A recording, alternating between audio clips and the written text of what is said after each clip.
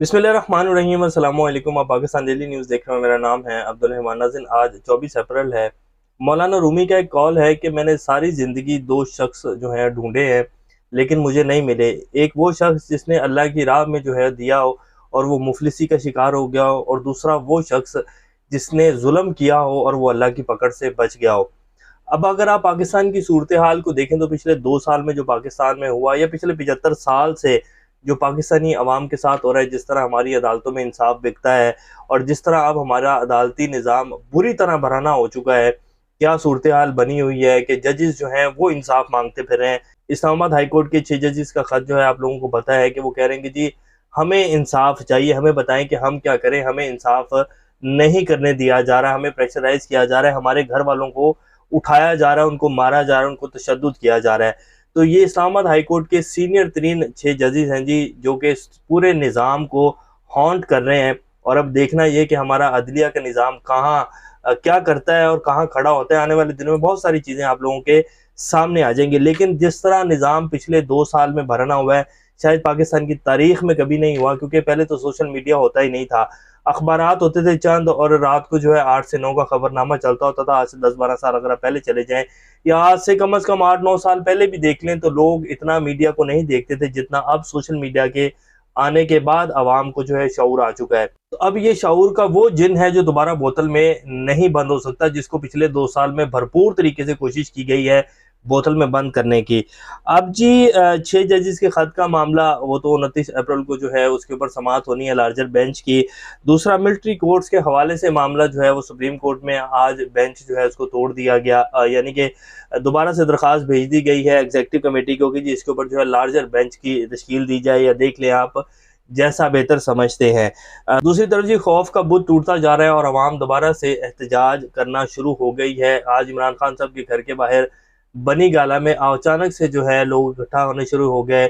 लोगों ने social media के ऊपर जो है कुछ एक दो पोस्टें देखी कि जी आज इमरान खान के घर के बाहर जो इस्लामाबाद वाला हाउस है बनी गाला, उसके बाहर एहतजाज होगा। कोई भी क़यादत नहीं थी मौजूद और लोग जो है वहाँ इकट्ठे होना शुरू हो गया। वो वीडियो भी आपकी स्क्रीन के ऊपर चलाएंगे। शुएब शाहीन साहब ने जी आज सुप्रीम कोर्ट के बाहर प्रेस कॉन्फ्रेंस करते हुए, मीडिया टॉक करते हुए स्टैब्लिशमेंट को लताड़ा है। वो क्या कहते हैं वो भी आपके सामने रखेंगे। हमारे वज़ीर-ए-आज़म साहब जो हैं वो आज कराची का दौरा कर रहे हैं और वहाँ उनकी ताजरों से मुलाकात हुई है। वहाँ पाकिस्तान के बड़े बड़े जो टाइकॉन हैं जी, आरिफ हबीब साहब जो कि हबीब बैंक के चेयरमैन हैं, उन्होंने शहबाज शरीफ साहब को एक मशवरा दिया है जी। वो मशवरा बड़ा अहम है, वो भी आपके सामने रखेंगे। इससे पहले अगर आप लोगों ने चैनल को सब्सक्राइब नहीं किया तो रेड बटन को प्रेस कर लें और बेल आइकॉन को भी प्रेस कर लें, ताकि लेटेस्ट अपडेट्स आप लोगों को मिलती रहें। ये जो हमारा ताल्लुक है ऐसे ही जुड़ा रहे। सबसे पहले जी ये वीडियो देखें, आपकी स्क्रीन के ऊपर चल रही होगी। इसमें लोग जो है वो नारे लगा रहे हैं और कोई भी सीनियर क़यादत मौजूद नहीं है। बैरिस्टर गौहर अली खान, उमर अयूब, जितनी भी क़यादत इस टाइम पीटीआई की मौजूद है, कोई भी उनमें से नहीं है। उमर अयूब साहब को तो होना चाहिए था, एहतजाज करने में कौन सा जो है कोई ऐसा गलत काम है, लेकिन पता नहीं पीटीआई की जो सीनियर क़यादत है वो क्यों डर रही है एहतजाज करने से। क्या उन्होंने यकीन दहानियाँ करवाई हैं, क्या उनके मामलात हैं, क्या मुफाहमत का सिलसिला है जो कि वो बिल्कुल भी प्रोटेस्ट की तरफ नहीं आ रहे। बहरहाल खैर 2 साल पहले जो सब कुछ हुआ जी, और उसके बाद फिर 9 मई हुआ, उसके बाद फिर अवाम के साथ जो किया गया, पंजाब की अवाम तो ख़ास तौर पर सुन होकर बैठ गई जी। फिर 8 फरवरी को इलेक्शन हुआ, अवाम ने काया ही पलट के रख दी और पाकिस्तान में इनकलाब आया वोट के ज़रिए, लेकिन उसको फिर तस्लीम नहीं किया गया और अवाम के वोट को जो है बूट की नोक पर रखा गया और अपनी मर्जी की हुकूमत बना दी गई। अब दोबारा से ज़िमनी इलेक्शन हुआ, फिर उसमें दोबारा वही सब कुछ किया गया। तो क्या ये सब कुछ करने के बावजूद जो आपके घनौने मुफादात हैं, जो सिर्फ अपनी ज़ात के लिए हैं, वो पूरे हो गए हैं?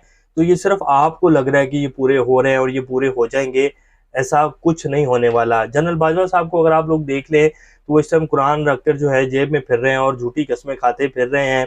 और मेरा नहीं ख्याल, अल्लाह माफ़ करे, कि किसी भी इंसान के ऊपर ऐसा वक्त आए कि उसको ये कसम खानी पड़े और ये हलफ देना पड़े कि मुझे हजूर सल्लल्लाहु अलैहि वसल्लम की शिफात मुबारक नसीब ना हो अगर मैं झूठ बोल रहा हूँ, और फिर वो अपनी माँ की कब्र की कसम खाकर के, और फिर भी दुनिया आप पर यकीन ना करे और उसके बाद भी आपके खिलाफ जो है गवाहियाँ आना शुरू हो जाए, और कोई भी आपके सच के साथ ना खड़ा और कोई भी आपकी गवाही ना दे कि आप सच बोल रहे हैं, तो फिर मेरा नहीं ख्याल कि उस बंदे के पीछे कुछ बचा है। फिर बाजवा साहब खुद ही कहते थे कि मैं गुमनामी की ज़िंदगी जो है वो गुजारूंगा। तो अब उन्हें मेरा ख्याल है कि गुमनामी की ज़िंदगी गुजारनी चाहिए, क्योंकि अब वो जो मर्जी भी कर लें, लोग उनकी बातों को तस्लीम नहीं करेंगे। तो बहर खैर, अब ये दोबारा से एहतजाज होना शुरू हो चुके हैं जी, और ये आहिस्ता आहिस्ता मामला बढ़ेंगे। इमरान खान साहब को जो मर्जी भी कर लें जी, मैक्सिमम अक्टूबर या नवंबर तक, इससे आगे इमरान खान साहब को आप जेल में नहीं रख सकेंगे।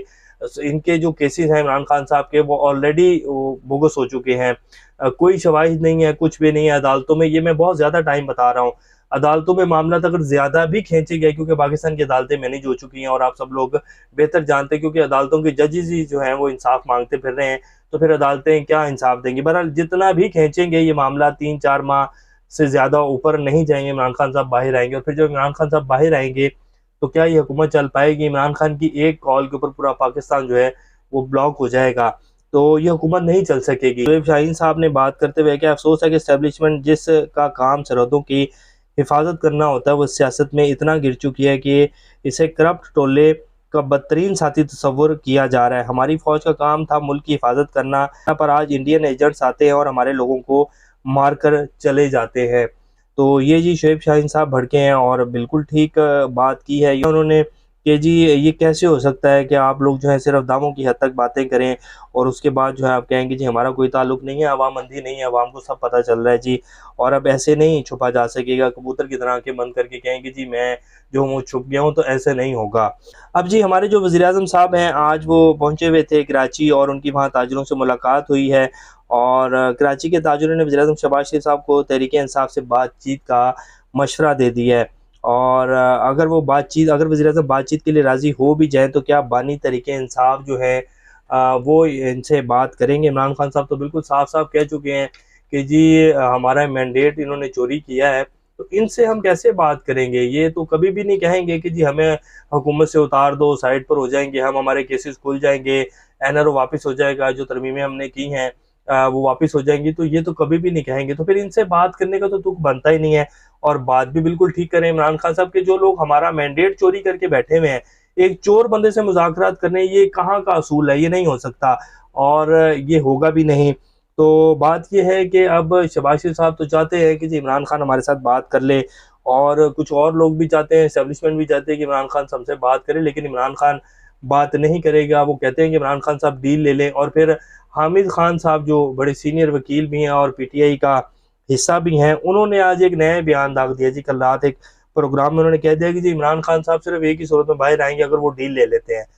अब बंदा हामिद खान साहब से पूछे जी आप वकील हैं, आप सहूलतकारी पीटीआई की कर रहे हैं या उन लोगों की कर रहे हैं जिन्होंने इमरान खान को अंदर डाला हुआ है? फिर वो बात तो ठीक है ना कि हामिद खान हो, बैरिस्टर गौर हो या उमर अयूब साहब हो, वो बेसिकली काजी फाइज जीसा और सिस्टम की सहूलतकारी कर रहे हैं। इसीलिए जो है ना कहीं प्रोटेस्ट हो रहे हैं, ना इमरान खान के केसेस जो हैं वो किसी साइड के ऊपर लग रहे हैं, और जो बुशरा बीबी के साथ हो रहा है, तो अगर प्रोटेस्ट होंगे तो ये सारी चीज़ें जो इस टाइम की जा रही है पीटीआई के साथ, ये बिल्कुल स्टॉप हो जाएंगी और इंसाफ करना पड़ेगा इमरान खान के साथ। तो बहरहाल ये जी कहा जा रहा है, और अब शहबाज शरीफ साहब को मशवरा दिया गया है कि जी आप पीटीआई की क़यादत से बात करें ताकि मुल्क जो है वो वाकई इस्तेहकाम की तरफ बढ़े। फिर उन्होंने ये भी कहा आरिफ हबीब साहब ने कि जी इंडिया के साथ भी जो है तजारत को बढ़ाएं, और पॉलिसीज़ जो हैं वो बेहतरी की तरफ लग तो रहा है कि जा रही हैं। उम्मीद की जा सकती है कि इसी तरह जो है पॉलिसीज़ आगे चलेंगी तो पाकिस्तान जो है वो बेहतरी की तरफ जाएगा। लेकिन इस सब के लिए ज़रूरी ये है कि पाकिस्तान में सियासी इस्तेहकाम आए। तो सियासी इस्तेहकाम कैसे आएगा? इमरान खान साहब से बात करने के बाद आएगा। क्या इमरान खान बात करेगा? मुझे नहीं लगता कि इमरान खान इन चोरों के साथ बात करेगा। इमरान खान तो कह रहा है मेरा मैंडेट वापस करो, फिर आगे बात करेंगे। तो मैंडेट वापस होगा तो हुकूमत गिर जाएगी। तो देखते हैं क्या बनता है जी, ये भी की कुछ सूरत हाल है। नेक्स्ट अपडेट से दोबारा आप लोग सामने हाजिर होंगे, तब तक अपना और इस चैनल का ख्याल रखिएगा। अल्लाह हाफिज़।